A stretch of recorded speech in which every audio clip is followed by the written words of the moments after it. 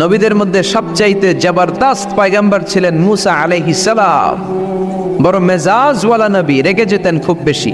থাপ্পড় মেরে একবার ফেরাউনের বাবুর্চিকে মেরে ফেলেছিলেন। অনেক শক্তি আল্লাহ তাআলা তাকে গায়ে দিয়েছিল। তিনি একবার আল্লাহকে আবদার করে বসলেন, রব্বি আরিনি আনজুর ইলাইক।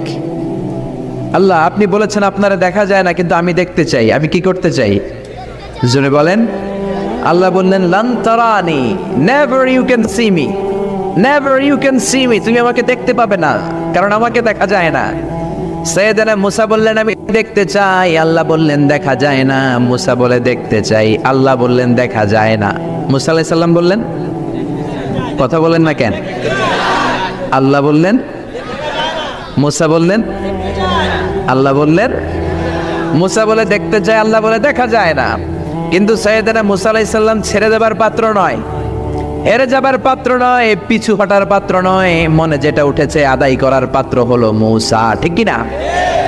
উনি বললেন, রব্বি আরিনি আনজুর ইলাইক। আল্লাহ, আপনি আমারে দেখা দেন, আমি দেখতে চাই। আল্লাহ বললেন, লান তারানি, never you can see me. ওরে মুসা, এই বায়না ধরো না, আমারে তো দেখা যায় না। এই পৃথিবীর চামড়ার চক্ষু দিয়ে আমাকে দেখা যাবে না। মুসা বললেন, আমি দেখেই ছাড়ব। আল্লাহও বুঝাতে পারেন না, মুসাও ছাড়েন না। অবশেষে নবীর আবদার রব্বুল আলামিন শুনতে রাজি হলেন। আল্লাহ বললেন, মুসা, আগামীকাল অমুক সময়ে গোসল করে ওযু করে তুর পাহাড়ে চলে আসবা। তুমি যখন দেখতেই চাও, আগামীকাল তুর পাহাড়ে চলে এসো। সাইয়েদনা মুসা আলাইহিস সালাম তুর পাহাড়ে চলে এসেছেন, কারণ ওনার ফিলিংস আমাদের ফিলিংস একরকম নয়। আমরা কি আল্লাহর কথা শুনি? জোরে বলেন। কিন্তু ওয়া কাল্লামাল্লাহু মুসা তাকলিমা, উনি আল্লাহর কথা শুনতেন। তো ওনার চিন্তা হচ্ছে, যার কথাটা এত সুন্দর, না জানে উনি দেখতে কত। সুবহানাল্লাহ বলবেন না? আল্লাহ বললেন, মুসা, আগামীকাল আসো, তুর পাহাড়ে আসো। সাইয়েদনা মুসা আলাইহিস সালাম তুর পাহাড়ের উপর চলে গেলেন। আল্লাহ বললেন, মুসা, এটা যেন তেন কোনো খেলা না। আবার তোমারে জিজ্ঞেস করতে চাই, আসলেই তুমি দেখতে চাও কিনা? মুসা আলাইহিস সালামের এক কথা এক দাবি, দেখতে চাই। এক কথা এক দাবি, সেটা কি? আমি দেখতে চাই খোদা, আমি দেখতে চাই আপনাকে। আল্লাহ বললেন, মুসা, এটা সাধারণ খেলা নয়, এটা বিপিএল এর খেলা নয়, এটা আইসিসি নয়, এটা ফিফার খেলা নয়, এটা মুসার সাথে বিশ্ব গভর্নমেন্টের খেলা, ঠিক কিনা? এটা সাধারণ খেলা না, it's a very dangerous game. তুমি যদি স্টার্ট করো, you have to go until the last moment. শেষ পর্যন্ত তোমাকে যেতে হবে, ঠিক কিনা? মুসা আলাইহিস সালাম এক পায়ে খাড়া। সাইয়েদনা মুসা বললেন, আমি রাজি। আল্লাহ বললেন, ওকে, তাহলে খেলা শুরু করে দিলাম। ও মুসা, তুমি দাঁড়িয়ে থাকো, খেলা এখন শুরু হয়ে যাবে। রব্বুল আলামিন মুসা আলাইহিস সালামের চারিদিকে অন্ধকার করে দিলেন। কি করে দিলেন? চারিদিকে 4 ফারসাক এলাকা, 1 ফারসাকে 12 মাইল, 4 ফারসাকে অনেক লম্বা একটা জায়গা, 3 × 36 কিলোমিটার জায়গা আল্লাহ অন্ধকার করে দিলেন। ঘুটঘুটে অন্ধকার, এত অন্ধকার সাইয়েদনা মুসা আলাইহিস সালাম নিজের হাতটাও নিজে দেখে না। এবার মনের মধ্যে একটু ভয় চলে আসছে, কোনো আওয়াজ নাই, অন্ধকার। এবার মনের মধ্যে ভয় এসেছে, কিন্তু আল্লাহকে দেখতে চায়। ওই নেশায় এখন অন্তরের মধ্যে কিছু সাহস আছে না নাই? সাহস নিয়ে দাঁড়িয়ে আছেন। এবার আল্লাহ চারিদিকে আলোকিত করে দিলেন। এবার বললেন, মুসা, আরো কিছু কাজ আছে। তোমার চারদিকে 4 ফারসাক এরিয়ার মধ্যে কোনো প্রাণী থাকতে পারবে না, কোনো মশা থাকবে না, মাছি থাকবে না, ইঁদুর থাকবে না, ব্যাঙ থাকবে না, পাখি থাকবে না। সবগুলো পশু আর প্রাণীকে বললেন, আল্লাহ বললেন, তোমরা বাইরে চলে যাও, বাউন্ডারির বাইরে চলে যাও। বাংলাদেশের সাথে ইন্ডিয়ার খেলা, আপনারা দর্শক মাঠে ঢুকতে পারবেন? বলেন, ঢুকলে খেলা হবে? খেলাটা হবে। আল্লাহ বললেন, সবাই বাইরে চলে যাও। সব বাইরে চলে গেল। এবার আল্লাহ বললেন, মুসা, তোমার 2 কাঁধের মধ্যে 2 ফেরেশতা আছে না নাই? কিরামান, তাদেরকেও বাইরে পাঠানোর দরকার আছে না নাই? আল্লাহ বললেন, তোমরাও 4 দিক থেকে বাউন্ডারি দেয়া এরিয়ার বাইরে তোমরা চলে যাও। এবার রব্বুল আলামিন বললেন, আল্লাহর স্পেশাল সিকিউরিটি ফোর্স ফেরেশতাকে তোমরা 4 দিকে বাউন্ডারি দাও। স্পেশাল সিকিউরিটি ফোর্স ফেরেশতা কাদের সাথে কাঁধ লাগিয়ে, পায়ের সাথে পা লাগিয়ে 4 দিকে একটা বাউন্ডারি দিলেন। চিল্লায়ে বলেন, আল্লাহু আকবার। এবার সাইয়েদনা জিব্রাইলকে আল্লাহ বললেন, ও জিব্রাইল, তুমিও ঢোকার চেষ্টা করো না, তুমিও বাইরে চলে যাও। সুবহানাল্লাহ। সাইয়েদনা জিব্রাইল বলে, আল্লাহ, আমাকে তৈরির পর থেকে, আমাকে রূহ দেওয়ার পর থেকে আজ পর্যন্ত তোমারে আমি দেখি নাই। সিদরাতুল মুনতাহা হলো আমার লাস্ট বর্ডার। ওই বর্ডারে কান লাগিয়ে তুমি যা বলো শুনি, ওই কথাগুলো নবীদের কাছে পৌঁছে দেয়, এটাই আমার ডিউটি। আজ পর্যন্ত আমিও তোমারে দেখি নাই, তোমার নূর এখনো দর্শন লাভ করি নাই, আমিও দেখতে চাই। আমার ভাই মুসার সাথে আমাকেও দেখতে দাও। আল্লাহ বললেন no no, this game is between Musa and me. এটা মুসার সাথে আমার খেলা, তোমার তো খেলা নাই, ঠিক কি না? জিব্রাইল তুমিও বাইরে চলে যাও। সাইয়েদনা জিব্রাইলও বাইরে চলে গেলেন। এবার একেবারে গ্রাউন্ড রেডি, স্টেডিয়াম রেডি। এবার খেলা হবে। খেলা কি হবে? জোরে বলেন কি হবে? মুসা আলাইহিস সালামের বিশ্ব গভর্নমেন্ট, আল্লাহর সাথে খেলা। আল্লাহ বললেন মুসা তুমি উপরের দিকে তাকাও। সাইয়েদনা মুসা আলাইহিস সালাম উপরের দিকে তাকালেন, দেখলেন প্রথম আকাশ দেখা যায়, তারপরে দ্বিতীয় আকাশ, তৃতীয় আকাশ, সব দেখতে আরম্ভ করলেন। প্রথম আকাশ, এটা বিশাল একটা area, it's a big space, we can't imagine. এটা কত বড় আমরা কল্পনাও করতে পারি না, বিশাল। হাতি, সূরাতুল ফিল আছে না নাই? সবচেয়ে ছোট্ট সাইজের প্রাণী পিঁপড়া, পিঁপড়ার নামে সূরা আছে না নাই? সূরাতু আন-নামাল। এরপর মাকড়সার 8 পা, মাকড়সার নামে আছে না নাই?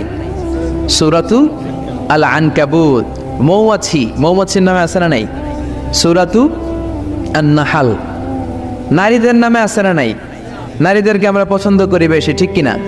বিশ্বনবী পছন্দ করতেন, নারীদের মর্যাদা বেশি, মায়ের মর্যাদা 3 গুণ বেশি বাবার চেয়ে। এজন্য দেশের ক্ষমতায় আমরা নারীদেরকে বসাই দিচ্ছি। যেহেতু ক্ষমতা কয় গুণ বেশি, 3 ডবল যেহেতু মর্যাদা, তো বাবারে বসাবো কেন, মারই বসাই দিলাম। 2 মাই আছে, ঠিক কিনা? এই স্বাধীনতার পর থেকে এই 2 মা। আল্লাহ করে মা দিছে কয়টা? জোরে বলেন।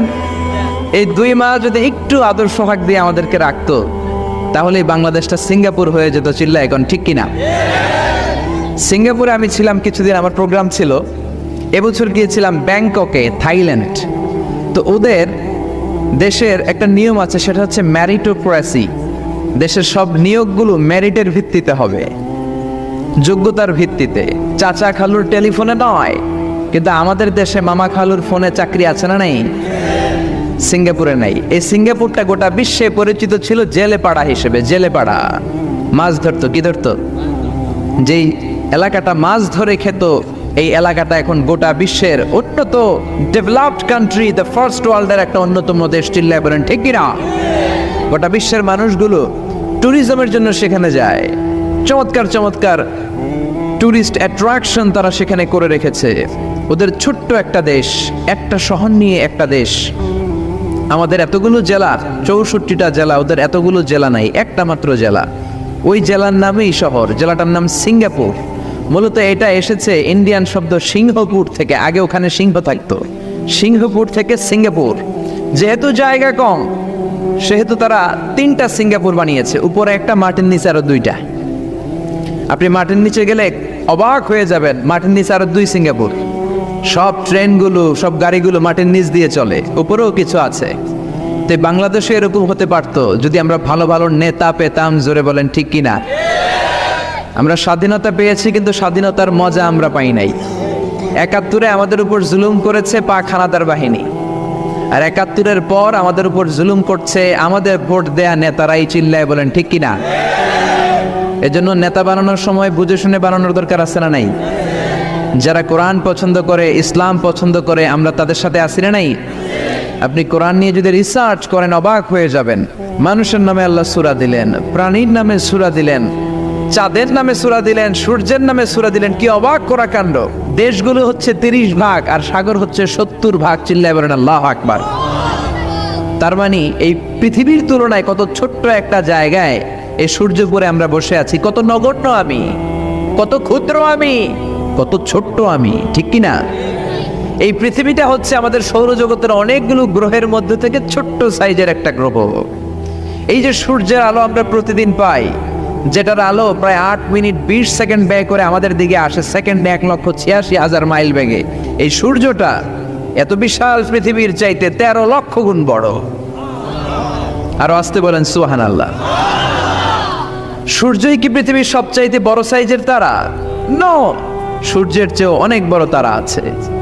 ব্যাটেলজিউস নামে একটা তারা আছে, যেই তারাটা, যে সূর্য পৃথিবীর চেয়ে 13 লক্ষ গুণ বড়, ওই ব্যাটেলজিউস তারা সূর্যের চেয়ে 33 কোটি গুণ বড়। তার মানে এই না ব্যাটেল জিউসি পৃথিবীর সবচেয়ে বড় তারা। সূর্যের পরে পৃথিবীর সবচেয়ে কাছের তারার নাম হচ্ছে প্রক্সিমা সেন্টরাই, তারপরে আলফা সেন্টরাই এ, আলফা সেন্টরাই বি, এটা ক্যারিনা, ব্যাটেল জিউস, এরকম করতে করতে এক একটা তারা বিশাল বড়। এই সবগুলো তারা মিলে আমাদের গ্যালাক্সি।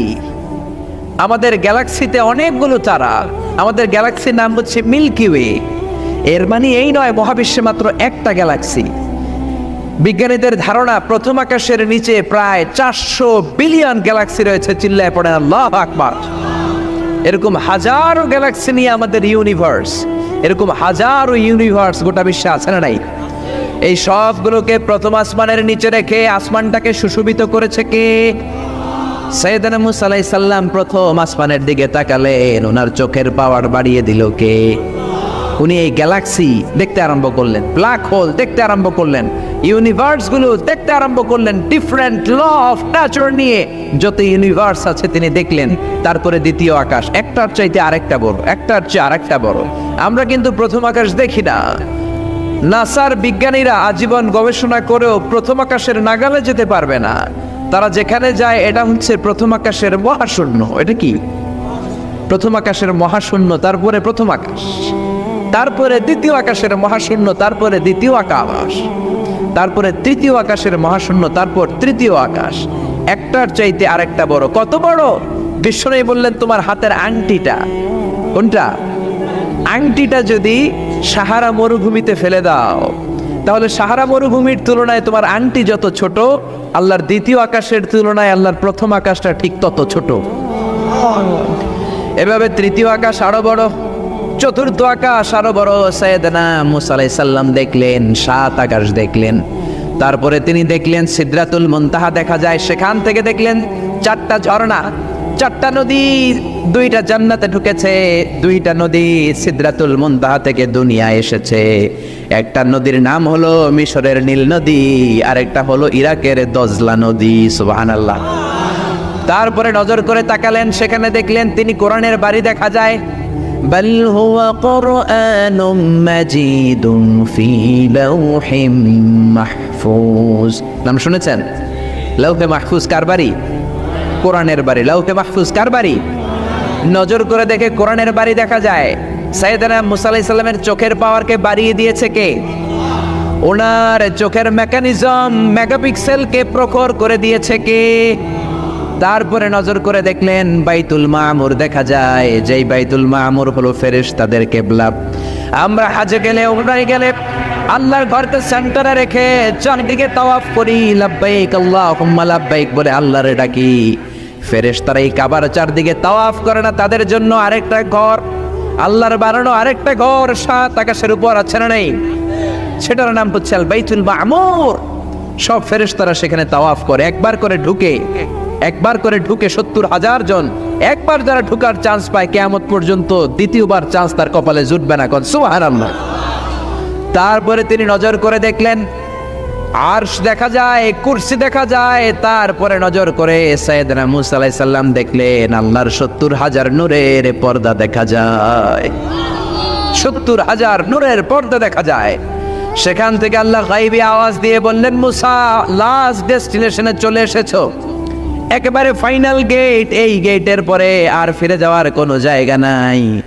শেষবারের মতো জিজ্ঞেস করি, খেলা কি চলবে নাকি থামিয়ে দেব? সাইয়েদনা মুসা বলে চলবে। সাইয়েদনা মুসা বললেন কি চলবে? কি সাহস ওনার, কি শক্তি ওনার, কি মেধা ওনার, কি কিউরিসিটি ওনার, কি অদম্য আগ্রহ ওনার। উনি বললেন খেলা চলবে। এত দূর এসেছি, পিছনে ফেরত তাকানোর মানুষ আমি নই, ঠিক কি না? আল্লাহ বললেন মুসা তাহলে ঠিক আছে, খেলা শুরু হয়ে যাবে, একটু শক্ত হয়ে দাঁড়াও। সুবহানাল্লাহ পড়েন। এই প্রথম আল্লাহ তার নূরের তাজাল্লির ফোকাস পৃথিবীতে ঠেলে দিবেন, এর আগে পড়ে নাই। আল্লাহু আকবার। সাইয়েদনা মুসা আলাইহিস সালাম শক্ত হয়ে দাঁড়ালেন। ফালাম্মা তাজাল্লা রাব্বুহু জাআলাহু দাক্কা ওয়া খাররা মুসা সাইকা। ফালাম্মা তাজাল্লা রাব্বুহু লিল জাবাল। আল্লাহ বললেন মুসা তবে একটা কথা শুনে রাখো, এত দুর্বল করে তোমাদের বানিয়েছি। ওয়া খুলিকাল ইনসানু দাঈফা। মানুষ কি সবল নাকি দুর্বল? সবল না দুর্বল? দুইবার পাতলা পায়খানা হইলে চেহারার দিকে আর তাকানো যায় না, ঠিক কিনা? আজকের জান্নাতুন নাইম এপ্রিল বিশ্ব সুন্দরী, 20 বছর পরে বিশ্ব পেতনিও না, ঠিক কিনা? অসুস্থ হলে মানুষ দুর্বল হয়ে যায়, বিপদ আসলে মানুষ কাবু হয়ে যায়, বয়সের ভারে মানুষের চামড়াগুলো ঝুলে যায়। মানুষ কি সবল নাকি দুর্বল? জোরে বলেন, সবল নাকি দুর্বল? সে আল্লাহ বললেন, গোলাম চাইতে হবে শুধু আমার কাছে। সব নবীরা এইভাবে দোয়া করেছেন। সাইয়েদনা ঈসা আলাইহিস সালাম দোয়া করেছেন, আল্লাহ আপনার কাছে আমি দোয়া করি আমারে আপনি শেষ নবী বানায়া দেন। কোন নবী? জোরে বলেন, এটা কি সম্ভব? কারণ শেষ নবী একজন আছে না নাই?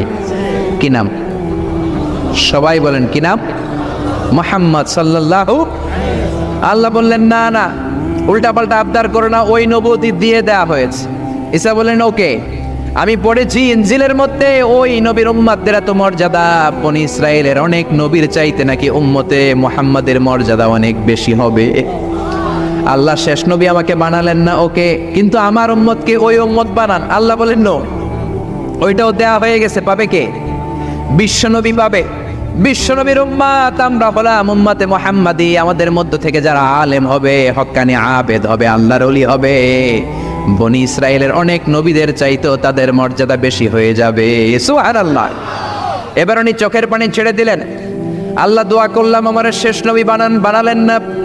দোয়া করলাম আখিরি উম্মত আমারে দেন, আমারে দিলেন না। এবার আমি দোয়া করি, এই দোয়া কিন্তু ফেলতে পারবেন না। আল্লাহ বললেন, করো করো। সাইয়েদনা ঈসা বললেন, আল্লাহ তাহলে আপনি আমাকে এই পৃথিবীর মধ্যে ওই নবীর উম্মত করে আরেকবার দুনিয়াতে পাঠানো লাগবে। সুবহানাল্লাহ। কবুল করে নিল কে? পৃথিবীতে একজন নবী এখনো মরে নাই। কি নাম? ঈসা আলাইহিস সালাম। উনি আসবেন ইমাম মাহাদির 7 বছর যখন হবে, তার গভর্নিং 7 বছর চলে যাওয়ার পরে আসবেন। ঈসা আলাইহিস সালাম যখন আসবেন, এসে দাজ্জালকে, অ্যান্টি খ্রাইস্টকে নিজ হাতে হত্যা করবেন। চিল্লায় বলেন ঠিক কিনা? এটা ছিল ঈসা নবীর দোয়া। এবার বিশ্বনবী কোন দোয়া করেছেন জানার দরকার আছে না নেই? বিশ্বনবী বলেন, লিকুল্লি নবীন দাওয়াতুন মুস্তাজাবা। প্রত্যেক নবীর জন্য একটা করে দাওয়া মুস্তাজাবা আছে। আলেম যারা আছেন তারা বুঝবেন। দাওয়া মুস্তাজাবা মানে এমন দোয়া যেটা কবুল হয়ে যায়। দোয়া করলেই, কথা বলেন, দোয়া করলেই কবুল।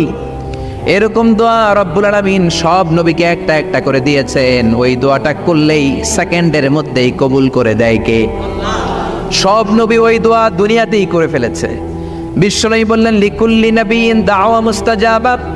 সব নবীর জন্য একটা স্পেশাল দোয়া আছে, দাও বিহা, যেই দোয়াটা নবীরা দুনিয়াতেই করে ফেলেছে। ওয়া ইন্নী আখতাবিউ দাওয়াতি শাফাআতান লি উম্মতি ইয়াউমাল কিয়ামাহ। আল্লাহু আকবার। আর আমি আমার দাওয়া মুস্তাজাবা স্পেশাল দোয়াটা এখনো করি নাই। আমার দোয়াটা এখনো আমি জমিয়ে রেখেছি। কিয়ামতের কঠিন ময়দানে আমার উম্মত যখন বিপদে পড়ে যাবে, আমার উম্মতের জান্নাতে যাওয়ার ব্যাপারে ঝামেলা লেগে যাবে, আল্লাহর অনুমতি ক্রমে শাফাত করে করে আমি আমার উম্মতদেরকে জান্নাতে ঢুকিয়ে দেব। তখন আমি ওই দোয়াটা করব। বিশ্বনবী সেজদায় পড়ে থাকবেন কিয়ামতের ময়দানে। সব নবীরাও বলবে, ইয়া নাফসি ইয়া নাফসি। কেউ যখন আল্লাহর কাছে যেতে পারবে না, সবাই মিলে বিশ্বনবীর কাছে যাওয়ার পরে বিশ্বনবী তখনও মাথা তুলবেন না। বিশ্বনবী কপাল ঠুকে কেঁদে কেঁদে বলবেন, রব্বি হাবলি উম্মতি। ও আল্লাহ, আমার উম্মতকে আপনি মাফ করে দেন। সুবহানাল্লাহ। আল্লাহ বলবেন, নবী ইরফা রাসাক, মাথা উঠান। সাল তুতা, আজকে যা চাইবেন তাই দিব। ইশফা তুশাফা, যারাই শাফাত করবেন আমার অনুমতি ক্রমে কবুল করে নিব। সুবহানাল্লাহ। বিশ্বনবী চাইলে ওই দোয়াটা দুনিয়াতেই করতে পারতেন অন্য নবীদের মতো, ঠিক কিনা? অন্য নবীরা যেমনি নিজেদের প্রয়োজনে ওই দোয়াটা দুনিয়াতেই করেছে, আমার নবীকে ওই রকম করেছে নাকি? তার মানে আমার নবীর আমাদের জন্য মায়া বেশি না কম? আমার জন্য রেখে দিয়েছেন ওই দোয়াটা, আপনার জন্য রেখে দিয়েছেন দোয়াটা, আমাদের জন্য দোয়াটা রেখে দিয়েছেন। আমরা যখন কিয়ামতের ময়দানে বিপদে পড়ে যাব, বিশ্বনবী দোয়া করে করে আমাদেরকে জান্নাতে ঢুকিয়ে দিবেন, ঠিক কিনা? বিশ্বনবী দুনিয়াতে কম আঘাত সহ্য করেন নাই। যেই লোকটার বাইরের চামড়া থেকে রগ দেখা যেত, রগের ভেতর দিয়ে যে রক্তগুলো দৌড়াদৌড়ি করে সেটাও দেখা যেত। সুবহানাল্লাহ। পৃথিবী এত সুন্দর মানুষ দেখে নাই। ওই লোকটাকে পাথর মেরে মেরে তায়েফের ময়দানে রক্তাক্ত করা হয়েছে 3 বার। আমি দেখে এসেছি এবার জায়গাটা। একবার আহত হলেন, আবার পড়লেন, আবার পাহাড়ের কাছে গেলেন, আবার মারা হলো, আবার পাহাড়ের ওই পাশে গেলেন, আবার মারা হলো। 3 বার পাথর মারা হলো। বিশ্বনবী নিজের কোনো প্রয়োজনে, নিজের স্বার্থের জন্য যান নাই, তায়েফবাসীদের জান্নাত নিশ্চিত করার জন্য, তাদের ভালোর জন্য, তাদেরকে দাওয়াত দেওয়ার জন্য গিয়েছেন। তারপরও মাইর আসারা নাই, তখনও বিশ্বনবী দোয়া করেন নাই। ওই দিন যদি দোয়া করতেন, আল্লাহ তায়েফবাসীদেরকে আপনি শেষ করে দেন, সেকেন্ডের মধ্যে পুরো তায়েফকে পাউডার করে দিতে পারতো কে? উহুদের ময়দানে তীর এসে বিশ্বনবীর দাঁতের মধ্যে বিঁধে গেল, ঝরঝর করে রক্ত ঝরলো। ওই কঠিন দিনেও বিশ্বনবী ওই দোয়াটা করেন নাই, ঠিক কিনা? বদরের ময়দানে 313 জন সাহাবী নিয়ে বিশ্বনবী চোখের পানি ছাড়ছেন। আবু বকর বলেন, ইয়া রাসূলুল্লাহ, ইয়া হাবিবাল্লাহ, মাথা উঠান, আপনি এমন ভাবে দোয়া করেছেন, আমার মন সায় দেয়, আমার মন বলে আজকের দোয়া আল্লাহ ফেরাবে না, ওঠেন। বিশ্বনবী চাইলে ওই জন্য বলতে পারতেন, কুরাইশদেরকে আল্লাহ আপনি নাস্তানাবুদ করেন, করে দিত কে? প্রচন্ড ক্ষুধার সময় বিশ্বনবী যখন মক্কায় কেঁদে কেঁদে হয়রান, তখন ওই দোয়াটা করেন নাই, ঠিক কিনা? 3 বছর আত্মীয় স্বজন সহ শিয়াবে আবু তালেবে জেল খেটেছেন। কয় বছর? জোরে বলেন। প্রথম বছর খেয়েছে ছাগলের গোশত, সবাই ছাগল পালতো, নিজেদের ছাগলের গোশতগুলো খেয়েছে। দ্বিতীয় বছর কোনো ছাগল নেই, ছিল ছাগলের রোদ্রে শুকানো চামড়াগুলো পানিতে ভিজিয়ে ভিজিয়ে চামড়া খেয়েছে। তৃতীয় বছর ছাগলের চামড়াও নাই, কি নাই? তৃতীয় বছর ছাগলের চামড়াও নেই, ছিল গাছের বাকল, গাছের পাতা। শিয়াবে আবি তালেবে বিশ্বনবী গাছের পাতা খেয়ে, গাছের চামড়া খেয়ে জীবন ধারণ করেছেন। বিশ্বনবীর এলাকার লোকগুলো, মুমিনগুলো কেঁদে কেঁদে হয়রান। তখনও যদি বিশ্বনবী দোয়া করতেন, কবুল করত কে? মদিনায় দুর্ভিক্ষ, কোনো খাবার নাই, বিশ্বনবীর পেটে কোনো খাবার নাই, কোনো দানা পানা পড়ে নাই। বিশ্বনবীর কলিজার টুকরা নাতি হাসান আর হোসাইনের পেটেও কোনো খাবার নাই। বিশ্বনবীর কলিজার টুকরা ফাতেমার পেটে কোনো খাবার নাই। চাইলে বিশ্বনবী তখন দোয়াটা করতে পারতেন না? বিশ্বনবী মসজিদে নববীতে জোহরের নামাজ পড়ে হাসান হুসাইনকে দেখতে গেলেন, যে দেখে ফাতেমা রান্না করে। আসলে কি রান্না করে? চুলার মধ্যে পাতিল দিয়ে পানি গরম করে আর হাসান হুসাইনকে বুঝ দেয়, ঠিক কিনা? বিশ্বনবীর পায়ের আওয়াজ শুনে ঘুমন্ত হাসান আর হুসাইন জেগে গেল। দৌড়ে এসে নানাজিকে ঝাপটে ধরে ডেকে বলে, নানাজি, গতকাল কেন দেখতে আসলেন না? আজকে দুপুর হয়ে গেল, বিকেল হয়ে যাচ্ছে, এখন বুঝি আপনি দেখতে আসার সময় হলো? বিশ্বনবী বললেন, হাসান হুসাইন, এই তো এইমাত্র জোহরের নামাজ পড়ে আসলাম, তোমাদের খোঁজ খবর নিতে এসেছি। হাসান আর হুসাইন বলল, কি খোঁজ খবর নিবেন? খোঁজ খবর নেওয়ার আগে একটা বিচার করে দেন। বিচার? আপনি তো আহকামুল হাকিমিন, সব চাইতে বড় বিচারকের সব চাইতে বড় নবী, ইনসাফওয়ালা নবী। আপনার কাছে বিচার দিয়ে কেউ কোনোদিন বিচারে ঠকে নাই, ঠিক কিনা?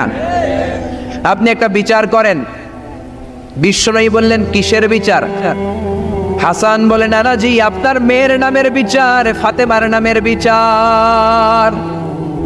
বিশ্বনবী বললেন, ও হাসান, আমার মেয়ে ফাতেমার আবার কি বিচার? কি অপরাধ আমার ফাতেমার? হাসান হুসাইন চোখের পানি ছেড়ে দিয়ে ডেকে বলে, নানাজি, আপনার মেয়ে আমাদেরকে খাবার দেয় না কেন? খাবার দেয় না কেন বিচার দিলাম। গতকাল সারাদিন বলেছে রাত্রিবেলা খাবার দিবে, রাতে খাবার দেয় নাই।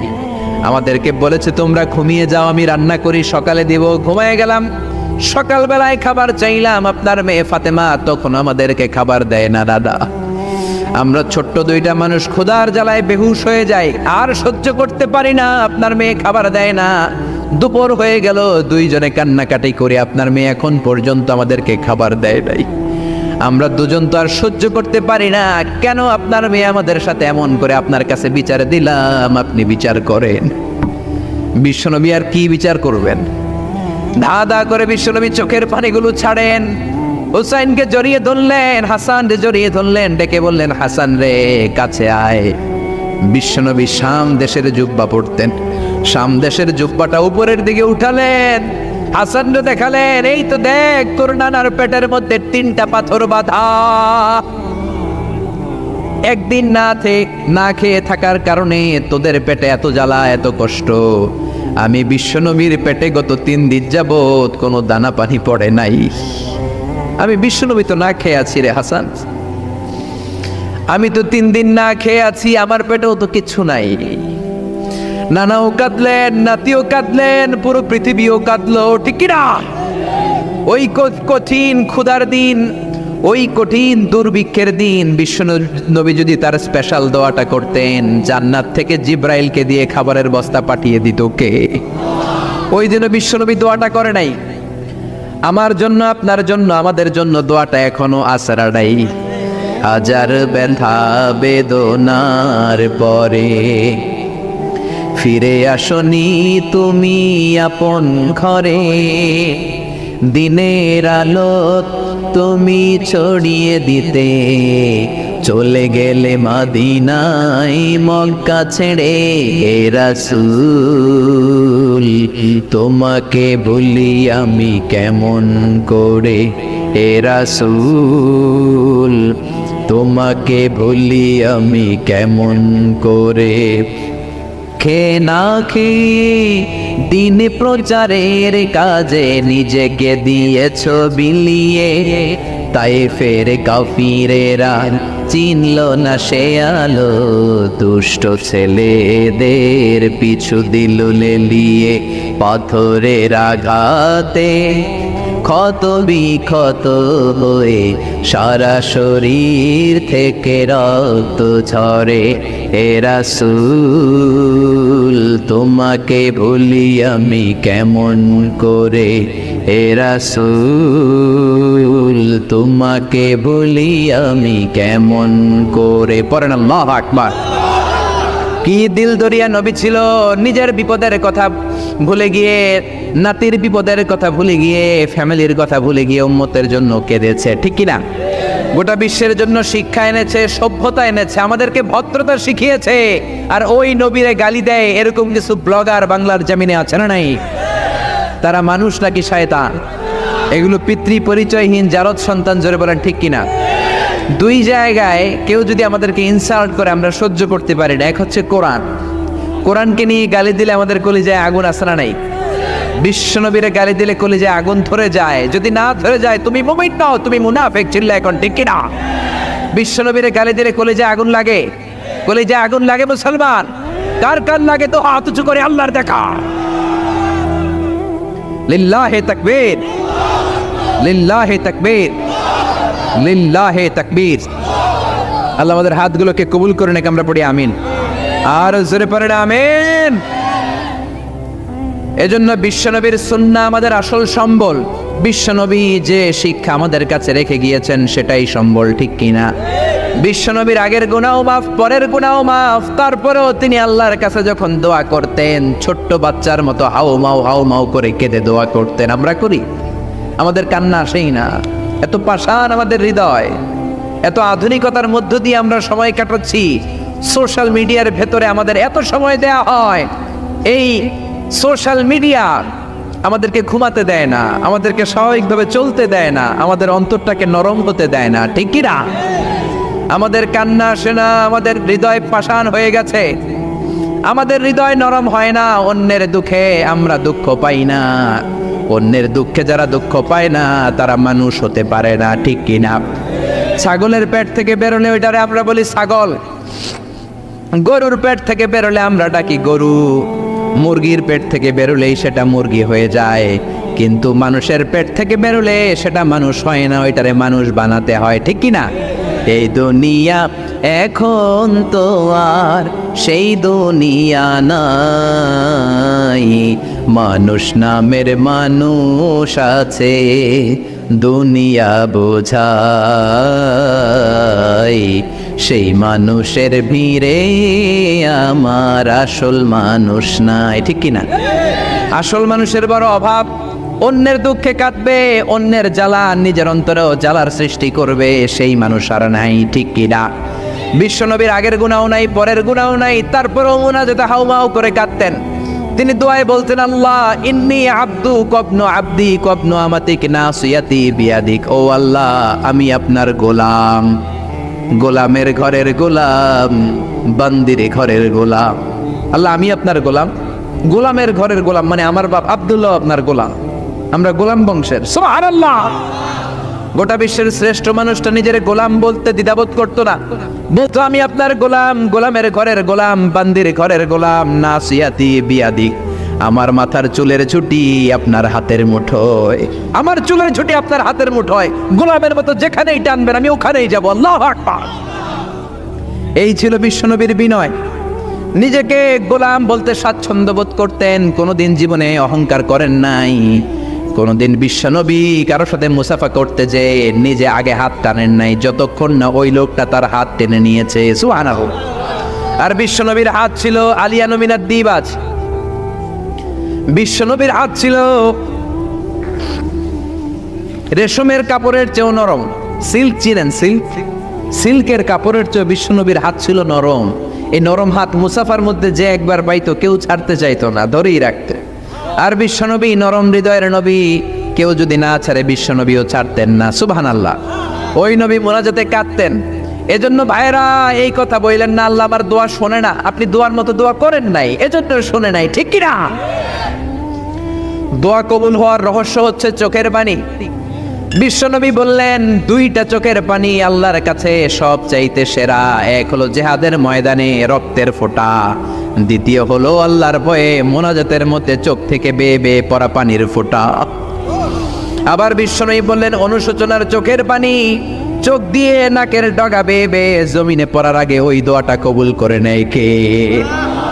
এজন্য চাওয়ার সময় নিজের ছোট করেন, বলবেন আল্লাহ আমি আপনার গোলাম, গোলামের ঘরের গোলাম, বান্দির ঘরের গোলাম, আমার চাইতে ক্ষুদ্র ছোট কেউ নাই, এমন কোনো গুনাহ নাই আমি করি নাই, তুমি ছাড়া আমারে পার করার কেউ নাই, ঠিক কি না? এরকম দোয়ার মধ্যে নিজেরে ছোট করে দেন, আপনার দোয়া কবুল করবে কে? এজন্য সব সময় চাইবে একজনের কাছে, তিনি কে? একদল আছে বা এক শ্রেণীর লোক আছে, রোগে যখন পড়ে তখন আল্লাহরে ডাকে, রোগ ভালো হয়ে যায় আল্লাহরে ভুলে যায়, আছে না নাই? নির্বাচনের আগে আল্লাহরে ডাকে, নির্বাচন শেষ আল্লাহরে ভুলে যায়, আছে না নাই?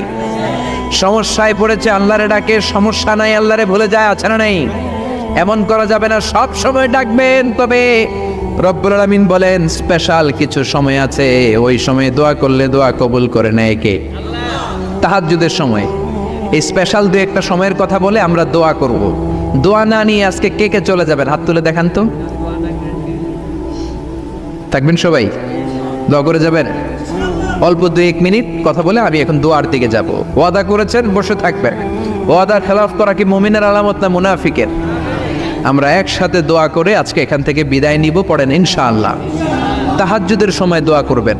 ওয়া মিনাল লাইলি ফাতাহাজ্জাদ বিহি নাফিলাতান লাকা আসা আইয়াবআসাকা রাব্বুকা মাকামাম মাহমুদা। তাহাজ্জুদের নামাজ পড়লে আপনার মর্যাদা বাড়ায় দিবে কে?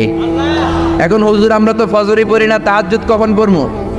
তাহাজ্জুদ তো তাদের যারা ফজর পড়ে, ঠিক কি না? ফজরই তো পড়ে না, তাহাজ্জুদ কখন? ফজরের সময় মসজিদের বেহাল দশা।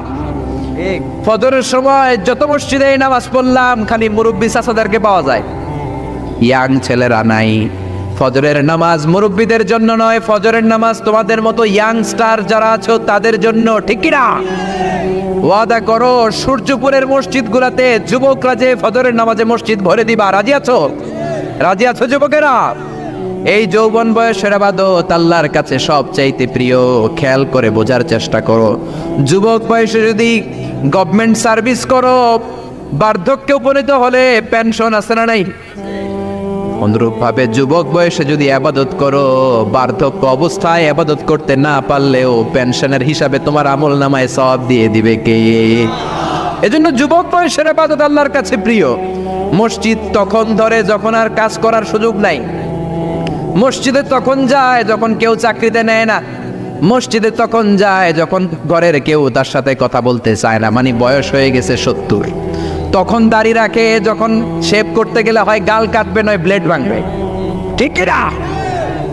এজন্য যুবক বয়সে মসজিদে যাও। এখন তোমাদের রক্ত গরম, যা চাও তোমরা তাই করতে পারো। যেই মুরব্বী বাবাদের দাড়িগুলো পাকা হয়ে গিয়েছে তারাও তোমাদের মতো ওই বয়সটা পার করে এসেছে, ঠিক কি না? দুদিনের দুনিয়া, অল্প কয়েকটা বছরের ব্যবধানেই তোমার চুল পাকতে শুরু করবে। তোমার এই রক্ত গরম শরীরটাও ঠান্ডা হয়ে যাবে। তোমার আশেপাশে আর কেউ ঘুরবে না, কেউ তোমারে ডাকবে না, কেউ তোমারে গুনবে না। চিল্লায় বলেন ঠিক কি না? এজন্য কিয়ামতের দিন বিশ্বনবী বলেন বনি আদম 5টা প্রশ্নের উত্তর না দিয়ে কেউ পা নাড়াতে পারবে না। এর মধ্যে একটা প্রশ্ন হলো, যৌবন বয়সটা তুমি কেমন কাজে লাগিয়েছো? যৌবন বয়সে কি ইসলামের পক্ষে স্লোগান দিয়েছো নাকি রাম আর বামপন্থীদের দলে গিয়েছো? ঠিক কি না? যৌবন বয়সে কি তাফসির মাহফিলে গিয়েছো নাকি মমতাজের গানের কনসার্টে গিয়েছো? যৌবন অবস্থায় তুমি কি কোরআনের অর্থ পড়েছো, ইসলামী সাহিত্য পড়েছো নাকি চটি বই পড়েছো? ঠিক কি না? পাই টু পাই কিয়ামতের দিন জিজ্ঞেস করবে কে? চিল্লায় বলেন কে? এজন্য তাহাজ্জুদের অভ্যাস করেন। যারা তাহাজ্জুদ পড়ে তাদের চেহারায় একটা আলাদা গ্লেস আছে। লোকটা কালো হলেও, যদি কালো রঙের লোক হয়, একটা গ্লেস আছে। আমার অনেক কালো বন্ধু আছে। আমি মিশরে পড়েছি, students of more than 100 nationalities we use to study, stay and dwell in the same place. 100টারও বেশি দেশের ছাত্র থাকতাম। আমার অনেক আফ্রিকান বন্ধু ছিল, কুচকুচে কালো, তেল তেলে, কিন্তু কালো হলেও চেহারা একটা সৌন্দর্য আছে না নাই? এজন্য কালো মানুষও যদি তাহাজ্জুদ পড়ে চেহারায় নূর বাড়িয়ে দিবে কে? 2 নম্বরে হলো আযান আর ইকামতের মাঝখানে যদি দোয়া করে, ওই দোয়া কবুল করে কে? এটা অনেকে জানে না। আযান দিয়েছে, মসজিদে গিয়েছে, সুন্নত নামাজ পড়ে বসে আছে, কখন ইকামত হবে, আরো 5 মিনিট বাকি, মাথা চুলকায়, আছে না নাই? মোবাইল টেপাটেপি করে, ফেসবুকিং করে, ঘড়ির দিকে তাকায় আছে, ঘড়ির কাঁটাও ঘুরে, ওর মাথাও ঘুরে, আছে না নাই? তো বসে থাকবা কেন তুমি? 5 মিনিট সময় আছে, চাইতে হবে কার কাছে? বাজারে যাওয়ার সময় যেমনি আপনি লিস্ট করে নিয়ে যান, এটা লাগবে ওটা লাগবে, মসজিদে যাওয়ার সময় মোবাইলের টুকি নিয়ে যান, কাগজের টুকি নিয়ে যান। আল্লাহ আমার সুন্দরী বউ লাগবে, বউ দাও, দিবে কে? এই বেটা, দিবে কে? নেককার বিবি লাগবে, দিবে কে? গোল্ডেন এ প্লাস পেতে চাই, দিবে কে? উমরা করতে চাই, পাসপোর্টে ভিসা লাগে না, ভিসা করে দিবে কে? দুরারোগ্য ব্যাধি, অনেক ওষুধ খেলাম, অনেক দেশে গেলাম, কোনো ডাক্তার ভালো করতে পারে না, কিন্তু ডাক্তারেরও বড় ডাক্তার আছে না নাই? কেউ যেটা পারে না, পারে কে? আযান ইকামতের মাঝখানে দোয়া আল্লাহ ফেরায় না। হাদিস এসেছে, দুআউ লা ইরাদ্দু বাইনাল আযানি ওয়াল ইকামা। আযান এবং ইকামতের মাঝখানের সময়টাতে দোয়া করবেন। তারপরে বিশ্বনবী বললেন, দুবুরাস সালাওয়াতিল মাকতুবা, ফরজ নামাজের পরে দোয়া করলে কবুল করে কে? আমাদের দেশে আসসালামু আলাইকুম রাহমাতুল্লাহ, আসসালামু আলাইকুম, আমিন ইয়া আরহামার রাহিমিন, আছে না নাই? এই দোয়া বিশ্বনবী এইভাবে দোয়া করতেন না। বিশ্বনবী সালাম ফেরানোর পরে পড়তেন আল্লাহু আকবার। কি পড়তেন? নামাজ শুরু আল্লাহু আকবার দিয়ে, শেষও আল্লাহু আকবার দিয়ে, তারপরে সাহাবীদের দিকে ফিরে বসতেন। আমাদের দেশে শুধু ফজরের নামাজ আর আসরের নামাজ, এই 2 ওয়াক্তে ইমাম সাহেব ফিরে বসে, ঠিক কিনা? তো সুন্নাহ হচ্ছে 5 ওয়াক্ত নামাজেই ইমাম সাহেব মুসল্লিদের দিকে ফিরে বসবে। এরপরে বিশ্বনবী পড়তেন 3 বার আস্তাগফিরুল্লাহ, আস্তাগফিরুল্লাহ, আস্তাগফিরুল্লাহ। তারপরে বিশ্বনবী পড়তেন আল্লাহুম্মা আনতাস সালাম ওয়া মিনকাস সালাম, এই দোয়াটা। এরপরে পড়তেন রাদিতু বিল্লাহি রাব্বা, এই দোয়া। এরপরে পড়তেন আল্লাহুম্মা লা মানিআ লিমা আ'তাইতা ওয়া লা মু'তিয়া লিমা মানা'তা ওয়া লা ইয়ানফা'ু যাল জাদ্দি মিনকাল জাদ। তারপরে আয়াতুল কুরসি পড়তেন। তারপরে বিশ্বনবী 33 বার সুবহানাল্লাহ, 33 বার আলহামদুলিল্লাহ, 33 বার আল্লাহু আকবার, আছে না নাই? এই তাসবিহগুলো আগে আপনি পড়বেন ঠান্ডা মাথায়। এরপরে যদি দোয়া করতে মনে চায়, সম্মিলিত মনে চায় করেন, একা একা মনে চায় করেন, বা হাত তোলা ছাড়া এমনি মুখে করেন, সমস্যা নাই, কিন্তু আগে তাসবিহগুলো পড়তে হবে। চিল্লায় বলেন ঠিক না? এই তাসবির সুন্নাত নাই। মানুষগুলো এত অস্থির, সালামের পরে কখন বেরোবে, কখন বেরোবে, মনে হয় পাবলিক টয়লেটে ঢুকছে, ঠিক না? পাবলিক টয়লেট হচ্ছে এমন জায়গা যে পাবলিক টয়লেটের ভিতরে আছে, ও বের হওয়ার জন্য ছটফট করে, আর যে বাইরে সিরিয়াল ধরে আছে, ও ঢোকার জন্য ছটফট করে, ঠিক কিনা? মনে হয় পাবলিক টয়লেটে এসেছে, মসজিদে ঢুকেছ, আল্লাহুম্মা বলে তুমি ঢুকে গেলা আল্লাহর নাম নিয়ে। যখন মসজিদে ঢুকে গেলা, তোমার মাথার উপরে রহমত ঢালছে কে? মসজিদ হচ্ছে রহমতের জায়গা। সালাম ফেরানোর পরে তাসবিহ পড়েন, তারপরে আপনি দোয়া করেন। এজন্য সালাম ফেরানোর পরে দোয়া কবুল করে কে? এরপরে বিশ্বনবী বললেন ইনদা নুজুলিল মাতার, আকাশ থেকে যখন বৃষ্টি নামে, ওই বৃষ্টি নামার সময় যদি দোয়া করেন, দোয়া কবুল করে কে? আর দোয়া লা ইরাদ্দু তাহতাল মাতার, তুফান, ওই বৃষ্টি না, ভ্যাপসা একটা গরম, এই গরমটাকে দূরে সরিয়ে দেওয়ার জন্য একটা ঝিরিঝিরি ঝিরিঝিরি বৃষ্টি পড়ে। ওই বৃষ্টির নিচে দাঁড়িয়ে বৃষ্টির পানি নিয়ে দোয়া করলে কবুল করে কে? জানেই না মানুষ, ঠিক কিনা? বরং বৃষ্টি আসলে গান গাওয়া শুরু করে দেয়, এই বৃষ্টি ভেজা রাতে তুমি চলে যেও না, আছে না নাই? তো চলে যাবো না, কি করবো, থেকে যাবো তোমার সাথে? এগুলো করা যাবে না। বৃষ্টি রহমতের বৃষ্টি, তুমি বৃষ্টি হাতে নিয়ে দোয়া করো। সুন্দরী বউ লাগবে, দিতে পারে একজন, তিনি কে? এজন্য চাইতে হবে একজনের কাছে, তিনি কে? কদরের রাতে দোয়া করলে আল্লাহ কবুল করে, খতমে কোরআনের পরে দোয়া করলে আল্লাহ কবুল করে, হজের মানাসিকুল হজের মধ্যে যে দোয়া করলে কবুল করে, মুসাফির দোয়া করলে কবুল করে, রোজাদার ব্যক্তি দোয়া করলে আল্লাহ কবুল করে, মাজলুম ব্যক্তি দোয়া করলে আল্লাহ কবুল করে। এজন্য বিশ্বনবী বলেছেন, ইত্তাকু দাওয়াতাল মাজলুম, মাজলুমের বদদোয়ারে ভয় করো, ফাইন্না লাইসা বাইনাহু ওয়া বাইনাল্লাহি হিজাব, তার আর তার আল্লাহর মাঝে কোনো পর্দা থাকে না। মাজলুম দোয়া করলেই কবুল, সুবহানাল্লাহ। এরপরে স্পেশাল দোয়া হলো মা বাবার দোয়া।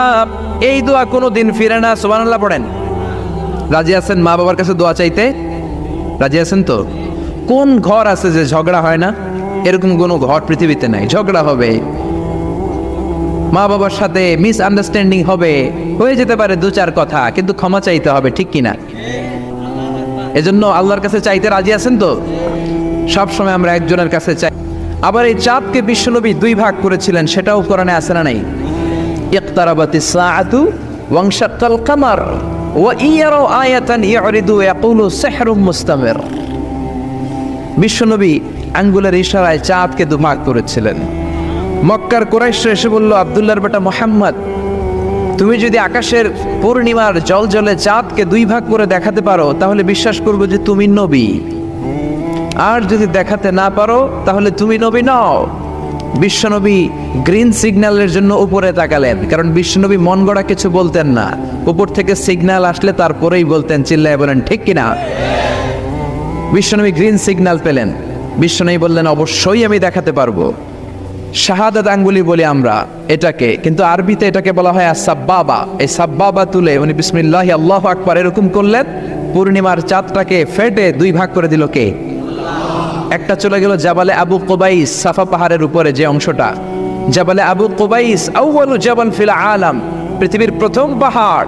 এই পাহাড় থেকেই অন্যান্য মাউন্টেন রেঞ্জ, এই যে আলাস্কা পর্বতমালা, তারপর মাউন্ট এভারেস্ট, আল্পস পর্বতমালা, তারপর তুরে সাইনা, এই যে সিলসিলাতুল জিবাল, এই সব পাহাড়ি রেঞ্জগুলো এই আবু কুবাইস থেকে গোটা বিশ্বে ছড়িয়ে দিয়েছে কে?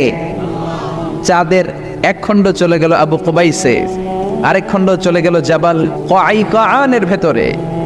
মক্কার লোকেরা দেখে তো অবাক, কি আজীব তামাশা, চাঁদকে দুই ভাগ করে ফেললো, আবার এই চাঁদকে মিলিয়ে দিল। বিশ্বনবীর এই চমৎকার মুআজিজা দেখে হাজার হাজার মক্কার লোকেরা কালিমা পড়ে মুসলমান হয়ে গেল। এই চাঁদের মধ্যে প্রথমে নেমেছিল নীল আর্মস্ট্রং। কি নাম? মহাকাশে যাওয়ার আগে তার আগে কুকুর পাঠিয়েছিল একটা, নাম হচ্ছে কি? লাইকা। লাইকা নামে একটা কুকুর পাঠিয়েছে, যে মরলে আগে কুত্তায় মরুক, আমরা বেঁচে থাকি, ঠিক কিনা?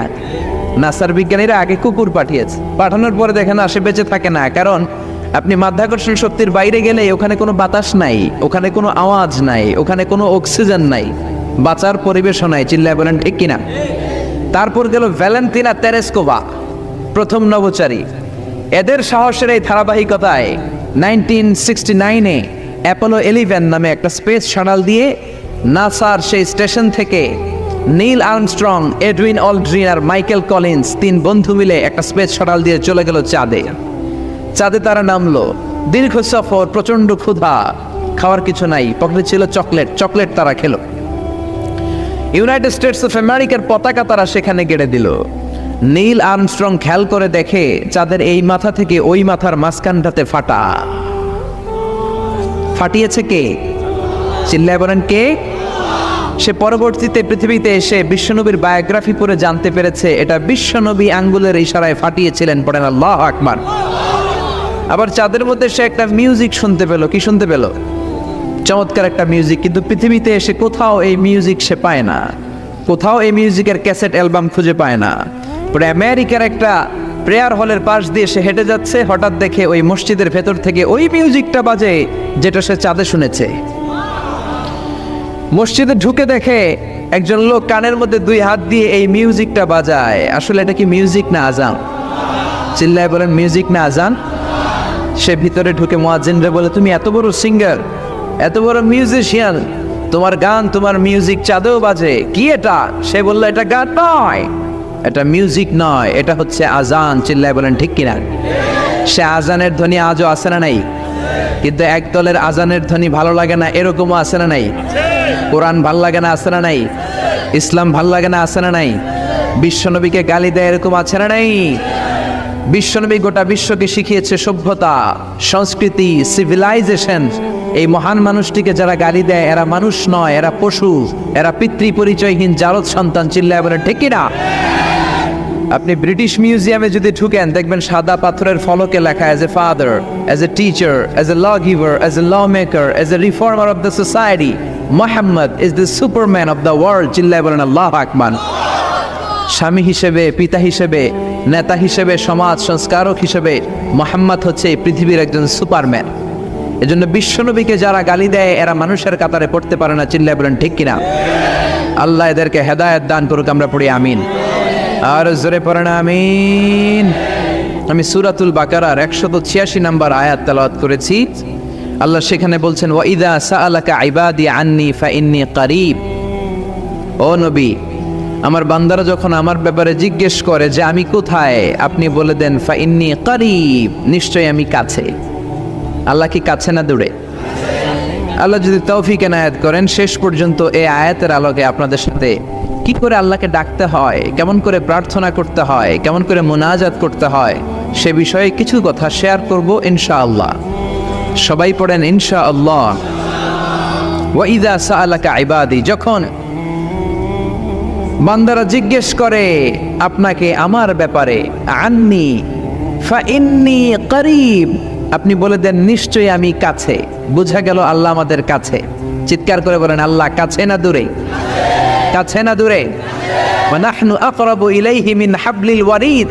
আল্লাহ বলছেন হাবলুল ওয়ারিদ, তোমার ঘাড়ের যে রগ আছে এই রগের চেয়েও বেশি কাছে। তুমি তোমার যত কাছে তোমার রব তার চাইতেও তোমার বেশি কাছে। ঠিক কি না? এখন এই যে হুজুর আমার কাছে, হুজুরকে দেখা যায় কি যায় না? উনি আমার কাছে, দেখা যায় কি যায় না? আল্লাহ বললেন আমি তোমাদের কাছে, কিন্তু আল্লাহকে কি দেখা যায়? জোরে বলেন। এখন কাছে হলে তো দেখা যাওয়া উচিত ছিল, ঠিক কি না? কিন্তু আল্লাহকে দেখা যায় না। দেখা যায়? কেউ দেখেছেন? পিছনের কেউ দেখেছেন? কেউ আমরা দেখি নাই। লা তুদরিকুল আবসার ওয়া হুয়া ইউদরিকুল আবসার ওয়া হুয়াল লাতীফুল খাবীর। তাকে দেখা যায় না, তাকে ধরা যায় না, তাকে ছোঁয়া যায় না, তাকে না দেখে বিশ্বাস করে নিতে হয়। চিল্লায় বলেন ঠিক কি না? কেমন করে আপনি তাকে দেখবেন? আপনি তো নিজেকেই দেখেন নাই। আপনি কি আপনার নিজেকে দেখেছেন? আচ্ছা বলেন তো, আপনি কি আপনার চোখ দেখেন আয়নার সাহায্য ছাড়া? এই যে আমি এখন বসে আছি, আমি কি আমার চোখ দেখতে পাই আয়না ছাড়া? আপনারা আমার চোখ দেখতে পান, আমি আপনার চোখ দেখতে পাই, কিন্তু আমরা কি আমাদের চোখ দেখতে পাই? আমরা কি আমাদের পিঠ দেখতে পাই? আয়নার সাহায্য ছাড়া কি পিঠ দেখেছেন? আয়নার সাহায্য নিয়েও তো পিঠ দেখা অনেক কঠিন, ঠিক কিনা?